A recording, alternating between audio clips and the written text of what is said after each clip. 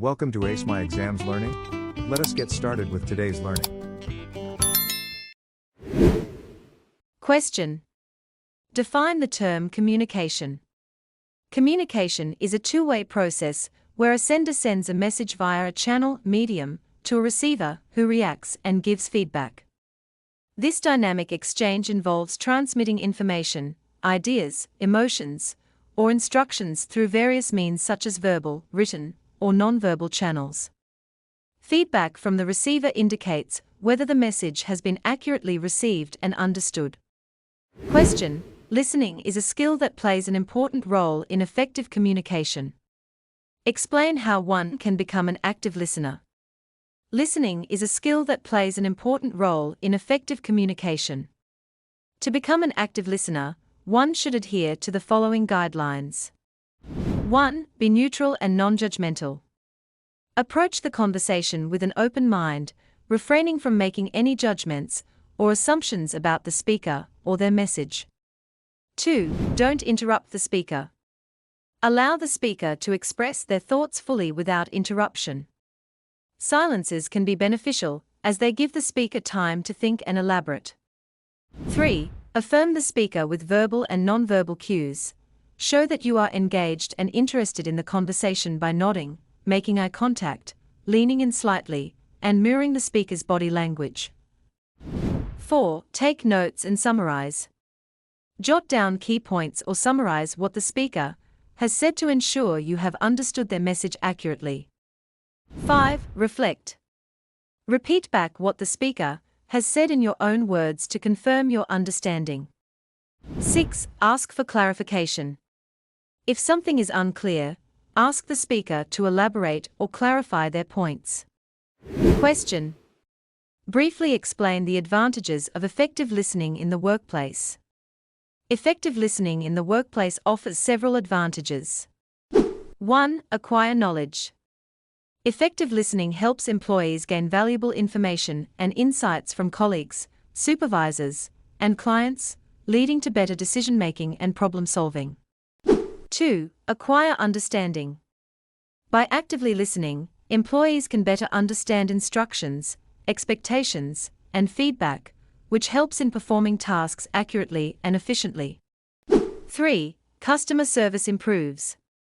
Listening to customers attentively allows employees to address their needs and concerns more effectively, leading to higher customer satisfaction and loyalty.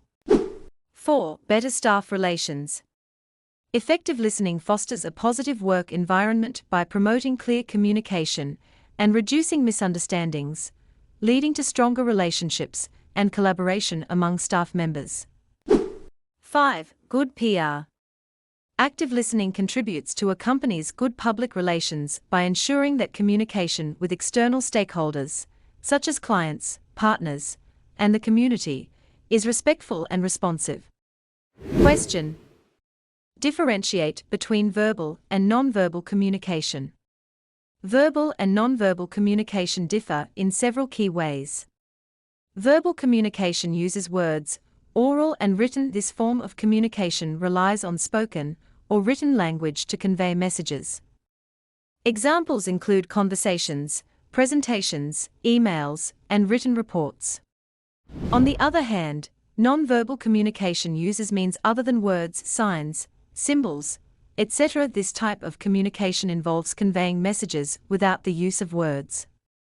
It includes body language, facial expressions, gestures, posture, eye contact, and other visual cues like signs and symbols.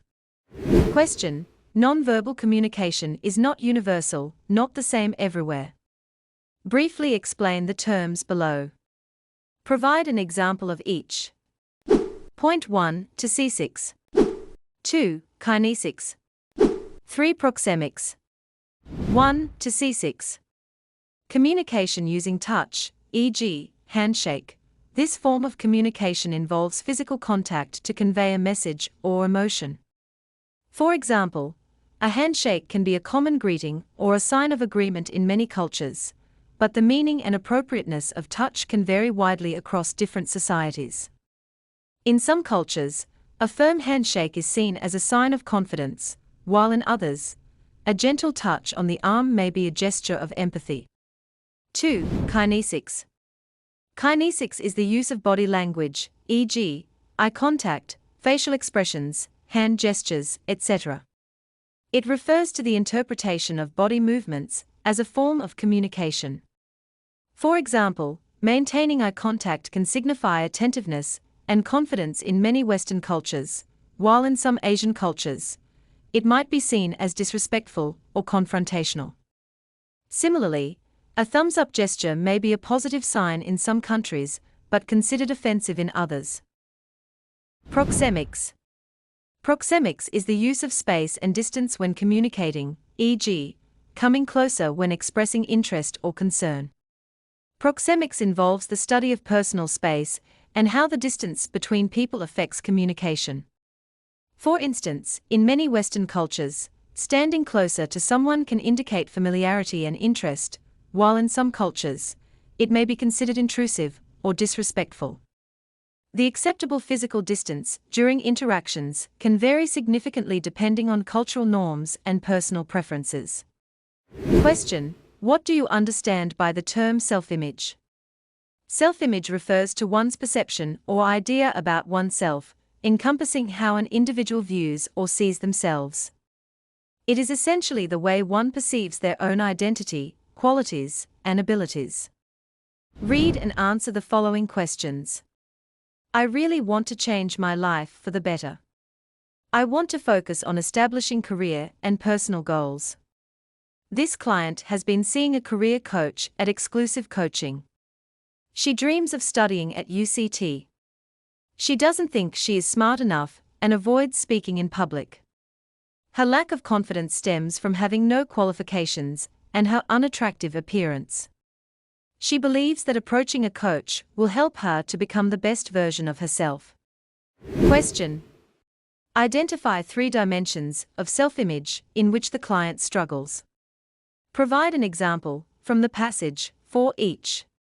The client is facing challenges in her self-image, which affects various aspects of her life. These struggles are evident in 3 key dimensions. 1. Intellectual dimension. The client lacks confidence in her intellectual abilities, as she doubts that she is smart enough. 2. Physical dimension. She has a negative perception of her physical appearance, feeling that she is unattractive. 3. Skills dimension. The client is also insecure about her abilities, particularly in public speaking, as she avoids speaking in public. Question: list points which will help the client to improve her poor self-image. To help the client improve her poor self-image, she can consider the following strategies. Set realistic goals. Establish achievable objectives to build confidence and a sense of accomplishment. Choose friends who affirm you. Surround herself with positive influences who provide support and encouragement. Control your emotions and don't take everything personally. Develop emotional resilience by not internalizing every negative experience. Know your strengths and weaknesses.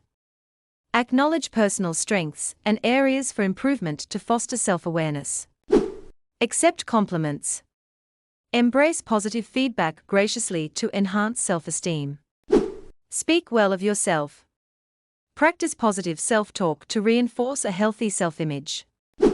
Avoid negative self-talk. Challenge and replace negative thoughts with constructive ones. Accept criticism.